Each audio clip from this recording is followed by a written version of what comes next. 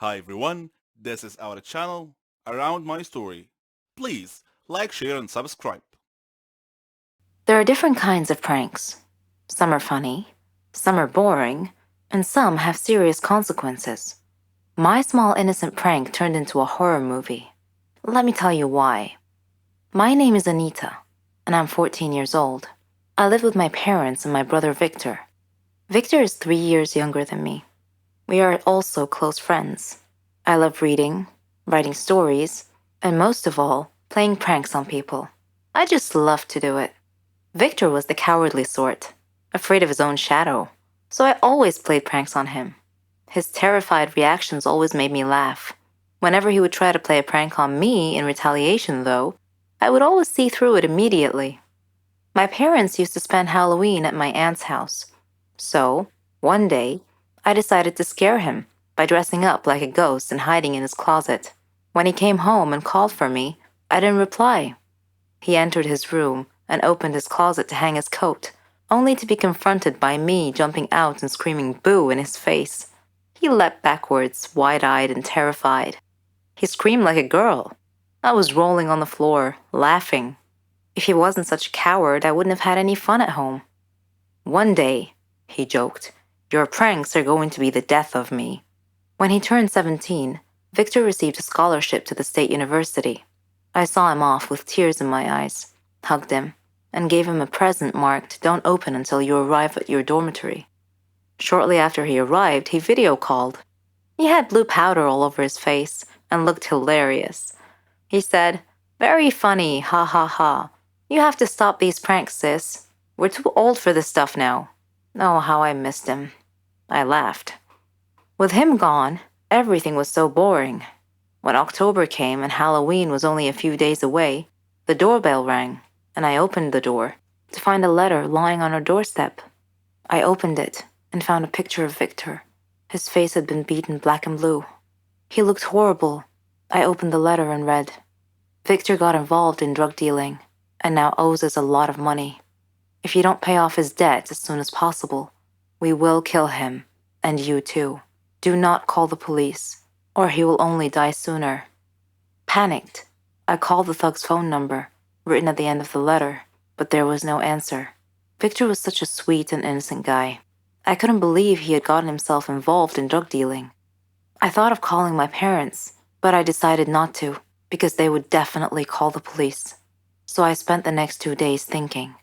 Then, the home phone rang, and I felt my heart sink to my feet. I slowly picked up the receiver. "Do you have the money?" the caller asked in a cold voice. "I need more time. I don't have that much money," I pleaded. The voice replied, "You seem to think we are joking. Okay, the next photo we send you will be that of your brother's dead body." He said that. Then he hung up the phone. My stomach wrenched. I felt sick and tried to call my parents, but I couldn't reach them. The next day, I heard a knock on the door, and when I opened it, there was another note lying on the doorstep. It read, "The angel of death comes today." My parents were at my aunt's.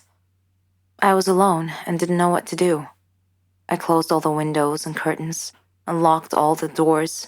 I turned off the lights. At the stroke of midnight, I heard a noise outside my house.